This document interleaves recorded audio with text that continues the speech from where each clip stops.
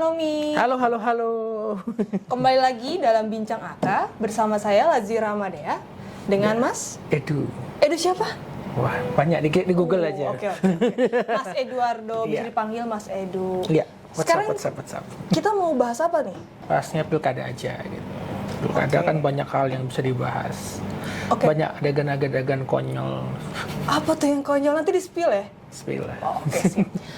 Mas Edu, apa sih isu utama yang menjadi sorotan dalam pilkada kali ini? Isu utama yang menjadi sorotan dalam pilkada ini tentu pasti adalah soal ini ya, siapa yang akan menang dan siapa yang akan kalah. Wah, menarik. Dalam pilkada itu kan pada akhirnya cuma bicara siapa yang menang dan siapa yang kalah. Oke. Bahwa dalam variabel-variabel tersebut ada banyak yang mempengaruhi gitu ya, banyak variabel yang mempengaruhi. Iya, tapi ya pada akhirnya kita bicara soal siapa menang dan siapa kalah. Nah, menuju ke sana memang ada beberapa variabel penting yang perlu dilihat gitu. Misalnya soal bagaimana cawe-cawe sejumlah pembesar politik hari ini misalnya. Ya kalau tidak mau dibilang cawe-cawe ya paling tidak kan endorse lah kalau kita bicara endorse dari sekarang ya. Endorsement ini di saat-saat last minute seperti ini sudah mulai banyak muncul nih. Baik dari kubu A maupun kubu B yang selama ini kita tahu dalam pilpres itu head to head gitu. Nah, jadi sebenarnya yang menjadi sorotan itu adalah konstelasi di situnya gitu. Yang kedua adalah soal bagaimana pengawasan misalnya terhadap penyelenggaraan pemilu saat ini. Apakah ASN sudah netral atau tidak gitu. Itu sempat menjadi topik juga ya? Sempat jadi topik juga, tapi ya sebenarnya itu tenggelam pada akhirnya dengan serunya konstelasi ini. Betul. Endorsement. Endorsement, nah menarik nih, kemarin ramai-ramai juga ya soal endorsement itu ya Mas Edu. Oke, nah bagaimana sih Mas pengaruh pilpres kemarin terhadap pilkada saat ini? Nah ini karena kita bicara endorsement, sebenarnya pertanyaan yang kedua tuh bisa menjawab. Nah ini kan artinya kita bisa lihat ya Pak Jokowi di beberapa kesempatan dengan terang-terangan, terbaru di Pak Ridwan Kamil ya. Betul. Itu dengan terang-terangannya saya mendukung Ridwan Kamil karena rekam jejak gitu. Iya. Kemudian di NTT juga beliau endorse gitu kan. Pak Prabowo juga meskipun dipermasalahkan ya soal dia muncul di videonya Ahmad Lutfi, tapi kan putusan Bawaslu juga mengatakan bahwa ya itu tidak salah karena syutingnya di hari Minggu bla bla. Kita tidak akan bicara benar dan salah karena ya saya juga nggak terlalu punya kapabilitas yang dalam untuk bicara soal ini. Tapi yang hal menarik yang perlu kita lihat adalah ini artinya dalam tanda kutip tokoh-tokoh besarnya sudah mulai bermunculan gitu. Bahkan di beberapa kesempatan juga petinggi PDI sudah mulai keluar nih untuk mengendorse kandidat-kandidatnya. Turun semua ya? Bukan cuma itu aja, Anies Baswedan pun sudah endorse juga untuk Pramono Anung dan Rano Karno. Iya, itu kemarin saya lihat tuh ya, udah ikut apel menyala, ya. Jakarta menyala itu kan. Banget. Artinya ya semua kandidat tanpa terkecuali itu melakukan endorse. Bahkan ada yang tidak di endorse tokoh politik, tapi ngakunya di endorse rakyat sama Tuhan. Gimana? Ya ada satu kandidat, saya nggak mau nyebut daerahnya lah. Ya. Ada lagi nggak Mas? Cluenya independen. Siapakah itu? No, never mind. Tapi artinya apa? Munculnya endorsement ini kan merupakan sisa residu dari penyelenggaraan pilpres kemarin yang dalam tanda kutip sangat panas gitu. Oke, skornya mutlak satu putaran selesai, tapi menuju proses satu putaran di pilpres kemarin itu kan akhirnya tercipta semacam segregasi politik, Kim dan non Kim misalnya. Iya betul. Ya, kan? Ini yang sekarang terjadi di pilkada. Terus kaum 58% anak abah, kelompok lowbat gitu kan, bahasa-bahasa yang muncul di medsos, dan kelompok-kelompok ini akhirnya segregasinya memang tidak terjadi di semua daerah, tapi di beberapa daerah yang menjadi etalase pertarungan politik itu kelihatan jelas. Di Jawa misalnya RK melawan Pram, itu kan jelas representasi dari dua kelompok ini, Kim dan non Kim tadi kan. Kemudian di Jawa Barat juga pertarungan Kim dan non Kim itu cukup ketat gitu ya. Meskipun secara survei juga di Jawa Barat unggulnya cukup jauh gitu. Iya. Kemudian di Jawa Tengah ini Jokowi versus PDI. Iya. Nah, kemudian di Jawa Timur juga sama kurang lebih. Belum lagi kita bicara Bali dan lain sebagainya gitu. Nah, cuma memang yang menarik pertanyaan sebenarnya kan kembali ke tesis pertama tadi soal menang atau kalah gitu. Faktanya rilis dari sejumlah lembaga survei itu menyebutkan tidak semua daerah yang ada pertarungan Kim versus non Kim secara head to head itu akan dimenangkan oleh Kim. Oh, menarik Meskipun itu. pada Pilpres kemarin daerah tersebut mutlak ke Prabowo Gibran. Iya. Contohnya di Bali. Survei terbaru Carta Politika kayaknya hari ini juga baru ngeluarin survei juga. Belum lagi di lembaga-lembaga yang lain itu menempatkan secara jelas misalnya pasangan Wayan Koster dan Pak Giri Prasto itu sebagai kandidat yang diunggulkan dibandingkan Pak D. Gajah dan Pak Putu Agus Suratnyana gitu kan. Itu baru kita bicara Bali misalnya. Tapi di daerah yang lain, belahan daerah yang lain di Sumatera Utara, konstelasi head to head antara Bobi versus Edi Rahmayadi ini kan sudah jelas ya. Betul. Bagaimana ketertinggalannya Edi ini memang ya itulah dinamika politik. Tapi tidak semua daerah yang kemarin dimenangkan Kim itu berimpact juga ke hasil di pilkadanya.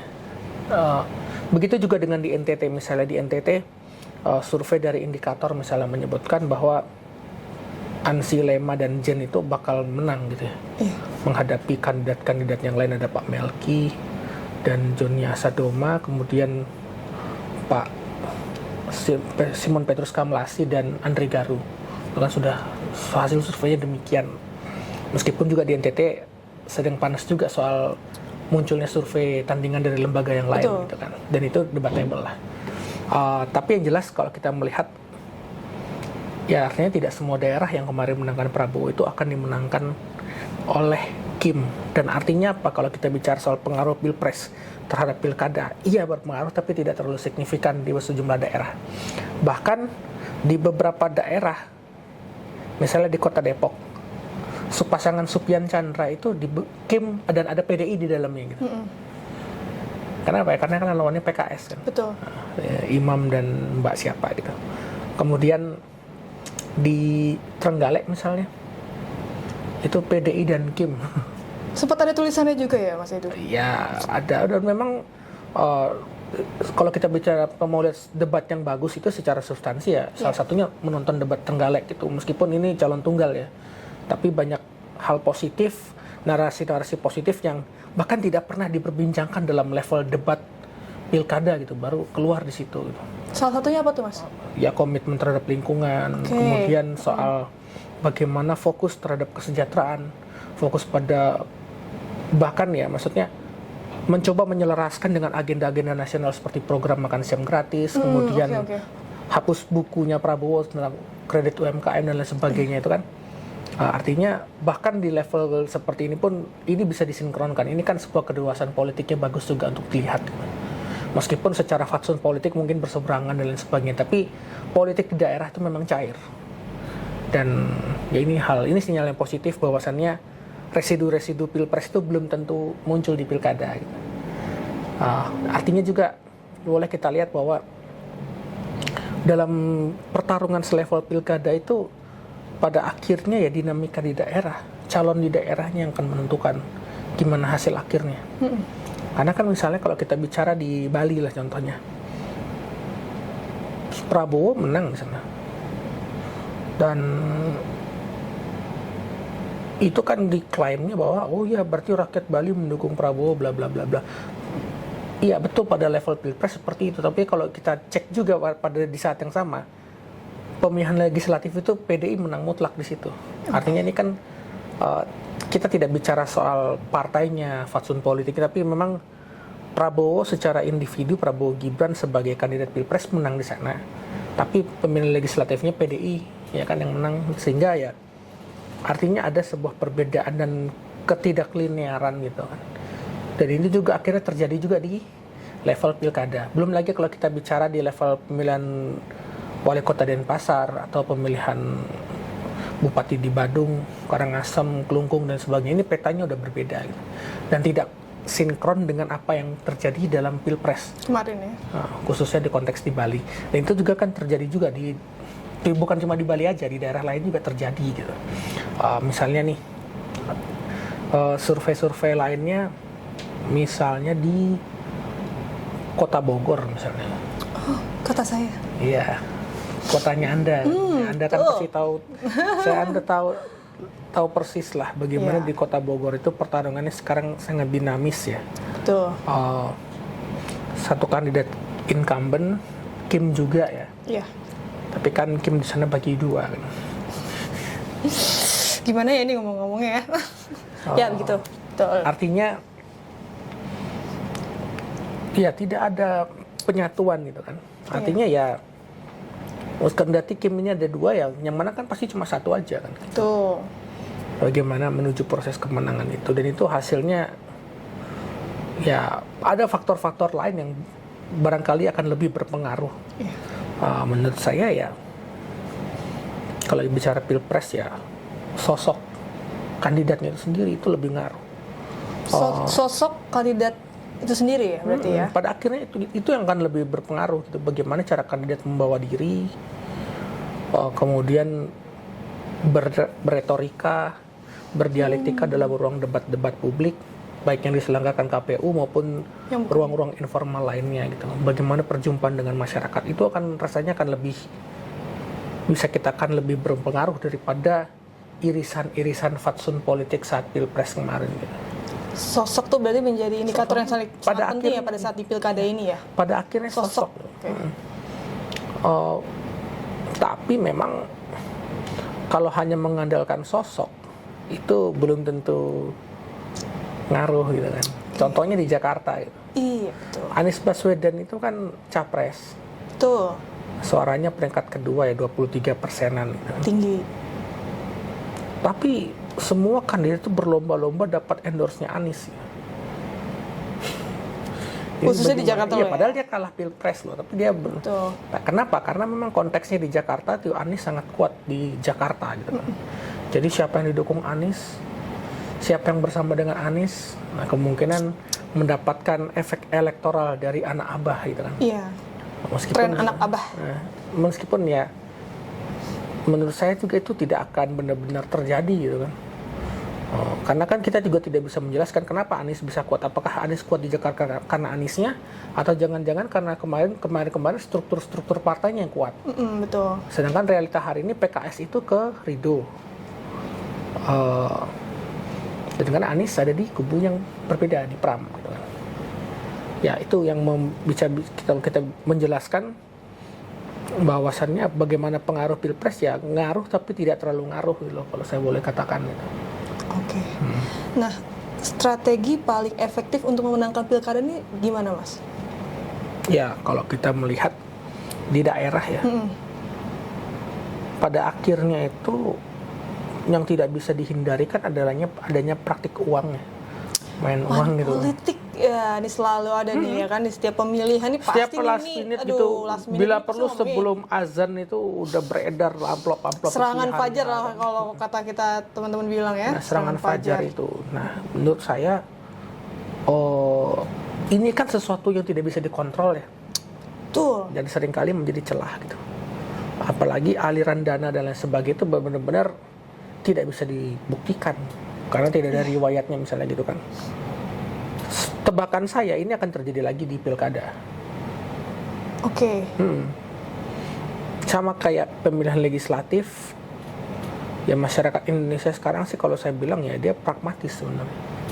Siapa yang ngasih duit banyak, itu yang itu bisa jadi indikator ya Mas. Siapa nih misalnya salah satu paslon ini memberikan satu serangan fajar yang sangat besar, nah, itu bisa merubah mindset orang di last minute gitu ya? Ya bisa, karena makanya kan sekarang kalau kita lihat yang kayak begini ini akan terjadi di last minute, dan itu biasanya semua kandidat akan saling tunggu. Meskipun ada kandidat yang tidak melakukan itu sangat bagus gitu, tapi ya ini hal tidak terpuji tapi nampaknya akan terjadi lagi. Ini kalau kita bicara negatif dulu toh. Soal itu kemudian ada indikasi misalnya penggunaan aparat penegak hukum dan lain sebagainya. Pengerahan aparat. Ada isunya sudah ada di beberapa pilkada tuh. Iya betul. Sempat diulas juga oleh Tempo misalnya. Ya saya kira itu akan terjadi lagi. Menurut saya hal-hal seperti ini meskipun terlihat kotor, ini memang merupakan bagian dari strategi kampanye yang nggak bisa dihindari. Artinya bagi kita pengamat, kelompok masyarakat sipil, akademisi, kita pasti tidak sepakat dengan cara ini. Tapi di sisi internal dari tim ses, ini akan terpikirkan. Ini pasti akan dipikirkan dengan matang. Gimana caranya, kalaupun mereka melakukan itu, gimana caranya biar nggak ketahuan. Pada akhirnya kalau kita berbicara dalam perspektif psikologi kandidat, tim ses, gitu ya, bukan tidak mungkin hal ini akan terjadi. Dan mereka memandang ini sebagai strategi yang efektif. Istilahnya, yang penting siram tanaman gitu. Itu sepragmatis itu ya Mas? Iya, karena politik kita itu pragmatis gitu. Sudah tidak ada lagi politik nilai, ideologi gitu. Misalnya nih, kita lihat dari Pilpres lah. Dalam beberapa survei yang menanyakan kenapa Anda memilih seorang kandidat, itu jawaban terbesarnya pasti ada satu pengaruh media. Yang kedua itu tadi sogokan amplop ini kan. Kemudian soal gimmick gitu. Gimmick memang selalu ada juga tuh. Kemudian soal citra, belum lagi soal dia anaknya siapa, yang kayak gitu-gitu tuh kan penting itu ya kan, atau di belakangnya siapa kan. Artinya ya sebenarnya kalau apa yang disurvei dalam fenomena Pilpres kemarin itu kurang lebih akan terjadi juga di Pilkada. Maka strategi, kalau kita bicara sekarang dalam pandangan yang polos, dalam tanda kutip ya, strategi yang akan dimainkan itu adalah satu black campaign. Dan black campaign itu kan membahayakan loh ya sebetulnya. Iya, bahkan kalau boleh dibilang gitu, sekarang ya kita bicara DKI ya, kandidat-kandidat ini sudah mulai menyuarakan jangan percaya black campaign, seolah-olah artinya mereka udah tahu bahwa ini akan terjadi gitu. Ridwan Kamil misalnya mengatakan jangan percaya hoax sisa 7 hari ini gitu, bla bla bla gitu kan. Ya ini akan terjadi, artinya lawan akan menggunakan black campaign sebagai salah satu strategi yang efektif. Kalau kita tidak bisa mengangkat citra kita jatuhkan citra orang lain. Bahaya ya. Memang bahaya. Nah, buat teman-teman tuh hati-hati ya untuk black campaign. Jangan sampai termakan jangan masyarakat. Sampai masuk situ. Bahaya banget. Dan teman-teman masyarakat juga kan, ini kan hanya pertarungan 5 tahunan. Betul. Yang bertarung itu kan elit-elit politik. Ya kita setidaknya harus berada pada posisi yang sangat cerdas gitu. Iya, betul. Jangan sampai kita termakan. Karena kan kalau kemakan tiba-tiba nanti bisa dilaporkan ITE dan lain sebagainya ya. Iya, gitu betul. Kan. Ini kan situasi politiknya ya semua. Jadi udah panas. Ya siapa saja bisa rentan terjerumus di dalamnya, dan harapannya ya sebagai pemilih Anda bersikap cerdas saja. Apa yang terjadi di medsos itu kan kadang-kadang bukan sesuatu yang real. Iya, betul. Ini juga penting ya untuk anak-anak muda khususnya ya. Jangan main langsung lihat postingnya nih misalkan di Instagram, langsung percaya gitu aja. Harus di cross check dulu kan. Di komen-komen. Iya kan, di komen, wah udah parah banget gitu. Tiba-tiba udah rame terus tiba-tiba hilang. Sampai diiklanin juga kan sekarang itu. Black campaign itu parah banget sih. Nah, strategi kampanye berikutnya yang aku rasa efektif itu nanti ke depannya dalam sisa 7 hari ini ya. Iya. Sadar nggak sih ada semacam konsolidasi identitas gitu. Misalnya karena kita satu agama, karena kita misalnya satu suku gitu dan lain sebagainya kan, itu apa namanya semacam mencari kedekatan identitas dan lain sebagainya, itu akan digunakan juga. Karena kan menimbulkan empati, oh dia orangnya saya gitu, dia satu suku dengan saya, dia satu tempat beribadatan dengan saya misalnya kayak gitu kan. Itu akan terjadi di berbagai daerah di Indonesia. Dan menurut saya itu tidak dikatakan sebagai pelanggaran ya. Artinya kan itu merupakan salah satu strategi kandidat untuk mencari simpati dari masyarakat gitu. Mencari suara. Cari suara dalam tanda kutip ya, itu akan terjadi. Kemudian dan menurut saya itu efektif juga. Karena kan PR hari ini adalah bagaimana kandidat itu harus membuat diri itu relate atau dekat dengan masyarakat atau konstituen. Dengan pemilihnya, iya. Oke. Maka kalau kita bicara soal relate, maka strategi berikutnya yang efektif itu adalah soal penggunaan media-media ya. Nah, ini juga nih kan media-media ini semua platform dipakai itu untuk cari suara, framingnya, gimmicknya ditampilkan semua, meskipun jujur ya, mungkin karena pembiayaan tim medsos di pilkada itu tidak seheboh di pilpres. Jujur ya, tidak ada gimmick, satupun gimmick yang menurut saya menarik hari ini untuk dibahas ya, dibandingkan zaman apa pilpres itu ya. Pilpres itu kan bener-bener kontennya tuh solid banget ya, menghipnotis loh. Prabowo Gibran dengan lagu Oke Gasnya, saya senang juga dengar lagunya, yang joget-joget yang begini-begini. Jadi icon banget kan, gitu. Kemudian Anak-anak dibalas dengan lagunya timnya Anies Baswedan yang Kojek Rap itu. Iya. Untuk semua, yuk bilang amin. Kan itu lagunya ada tuh, ada lagunya. Iya. Udah dibalas juga sama timnya Pak Ganjar kan yang banteng bentuk kandangnya NDXAK gitu. Itu benar. Itu enak juga lagunya. Betul. Gitu. Jadi ini pertarungan kontennya enak untuk dilihat. Kalau sekarang kan kayak ya udah. Rasa-rasanya iya ada pengerahan untuk penggunaan konten-konten itu untuk mencari pilihan dan lain sebagainya. Tapi itu tidak dilakukan secara masif, dan kalaupun mereka mencoba melakukan itu nggak kena menurut saya. Sama ini gemoy yang gambar dibikin AI gitu kan. Nah iya, gambar-gambar mungkin gitu, kan? iya betul. Jadi penggunaan AI gambar-gambar Disney gitu kan, mode-mode kan? Disney gitu kan, animasi Disney gitu kan. Itu terjadi gitu. Jujur aja saya ketipu banget tuh kalau ngelihat foto di spanduknya dengan aslinya gitu. Iya, betul. Tapi saya nggak nyebut kandidatnya, tapi sepanjang dari rumah saya sampai ke tempat kerja saya, tempat kita syuting ini ya, banyak tuh spanduk yang mukanya itu terlalu muda tapi realitinya tua gitu. Iya, betul. Beda maksudnya itu menurutku juga ya. Beda juga dengan gambar AI yang dibikin Prabowo Gibran. Itu kalau gambar AI Prabowo Gibran dilihat ya, itu mampu face-nya tuh mencerminkan umur tuh bener kelihatan relate. Betul. Tapi yang lainnya nih kita nggak tahu ya. Di pilkada ini aku ngeliat juga kayak kurang ya sih gitu kan. Kayak maksa banget gitu loh sebetulnya. Setengah maksa sih menurutku ya. Tapi nggak apa-apa ya, lagi-lagi kan itu strategi. Bisa dihargai aja. Ini tren yang terjadi hari ini. Ini tren yang terjadi. Meskipun bagi saya pribadi ya rasa-rasanya penggunaan gambar AI itu tidak seefektif waktu pilpres menurut saya. Betul. Kemudian strategi kampanye efektif yang paling ini ya. Jualan program juga nggak sih? Programnya juga menarik banget itu. Jualan program. Keren banget itu yang menurut saya menarik untuk diulas. Betul. Karena gini misalnya. Nyambung juga tadi kan soal merelatekan diri dengan kelompok segmen-segmen masyarakat. Misalnya, jika saya terpilih, saya akan memastikan kemudahan membangun tempat ibadah. Betul. Jika saya terpilih, saya akan memberikan program bantuan gitu, bansos dan lain sebagainya, beasiswa dan berbagai bentuk lainnya. Misalnya di Kabupaten Bogor ya. Nah ini kritik juga bagi saya.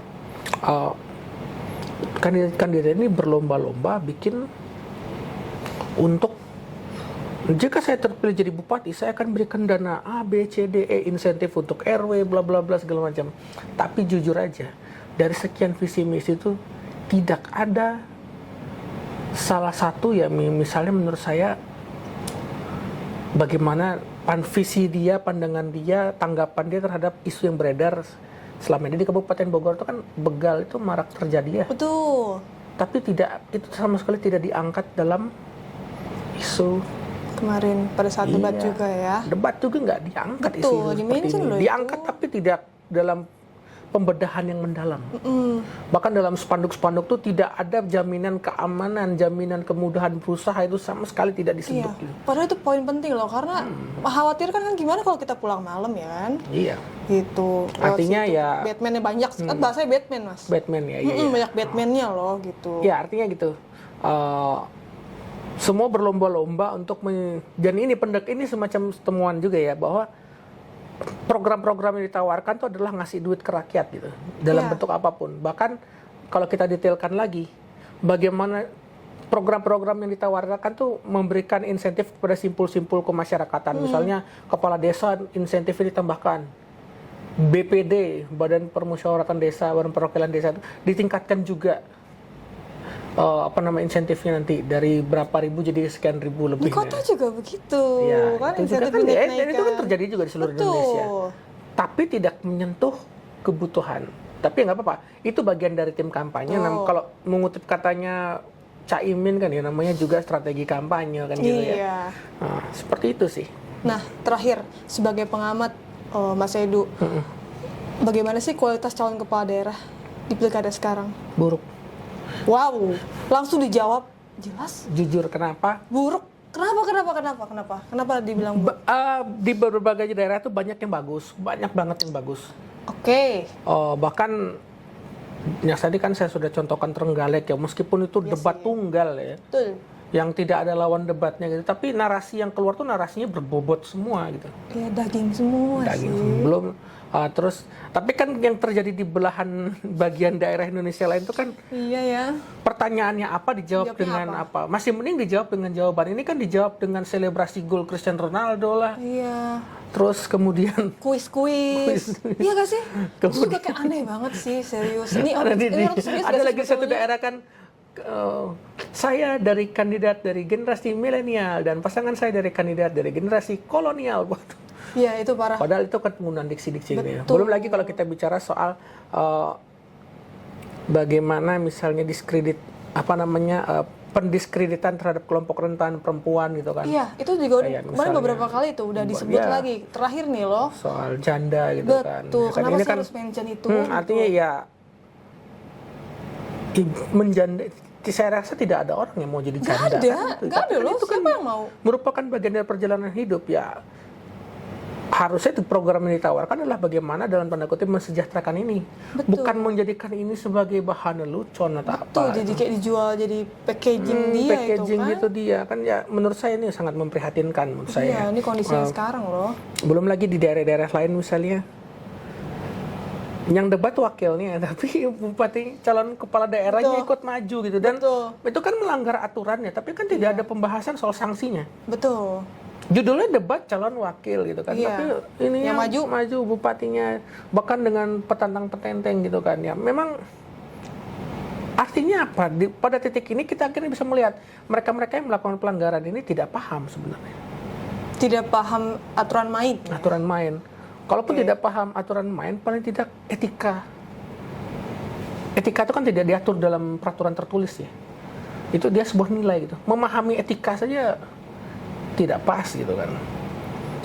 Belum lagi kita lihat di beberapa perdebatan tuh ya, ada kandidat-kandidat yang bawa contekan ke depan.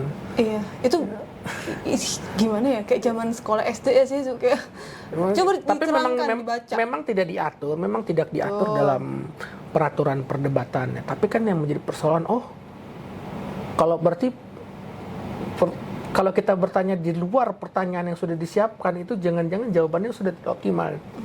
Nanti kan tidak mencerminkan semacam tingkat intelektualitasnya gitu. Betul. Makanya ketika ditanyakan bagaimana calon kepala daerah hari ini, lebih banyak bercandanya menurut saya. Nggak serius kayaknya ikutnya ya. Bahkan debat pilgub ada yang memang dia penyanyi, tapi tiba-tiba di debat pilgub nyanyi. Itu juga nyanyi lagu juga dangdut di luar gitu kan. ekspektasi loh beneran. Kita kan pasti membayangkan yang substansi yang wow gitu ya. Kita dapat jawaban-jawaban yang memang menjawab nih soal persoalan hari ini. Jadi tidak ada debat. Ya malah nyanyi lagu dangdut gitu. Iya itu kocak sih. Aduh aku bingung dia mau ngomong apa ya kan. Terus belum lagi saya akan menaikkan inflasi. Nah, gimana maksudnya?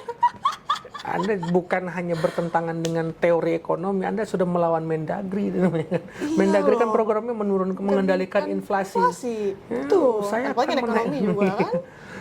Iya, benar-benar. Terus soal mengolah beras mengolah padi menjadi beras. Itu inovasi. Itu ya Tuhan, maksudnya kan bingung aku tuh mau bilang apa. Kita tidak tahu ya apa yang terjadi, tapi kan bukan tidak mungkin kandidat-kandidat seperti ini peluang menangnya ada loh. Bisa jadi. Iya, karena kan lagi-lagi terus kan di demokrasi itu kan tidak melihat bobot intelektual, tidak ada pertimbangan hari ini, tidak ada pertimbangan seperti itu dalam memilih. Mungkin bagi kelompok masyarakat atas yang kritis, mereka kan menjadikan itu sebagai aspek penilaian, tapi kan kelompok masyarakat luas itu pasti diabaikan. Lagi-lagi itu tadi soal kebutuhan, kemudian soal cari seberapa gampang besar aja lah ya, nggak mau ribet gitu misalkan. Bisa juga kan itu. Tapi ya, gue disclaimer sini, kita bicara fakta. Saya tidak ada tendensi kepada betul. kandidat-kandidat. KPPOD tidak berada dalam posisi yang mendukung, support atau against terhadap kandidat-kandidat tertentu. Betul. Ini semua kan kita lihat berdasarkan fakta, lalu kita analisis dan kemudian menjadi poin-poin temuan yang harapannya ini jadi pembelajaran ke depannya. Karena terus terang bagi saya, ketika terjadi kekacauan ini yang salah bukan kandidatnya. Kandidat itu nggak salah. Kan ya ini kan sudah terbuka juga di media-media, bisa dicek gitu kan, bahwa ada kandidat yang pada akhirnya diminta maju oleh ketum partai itu.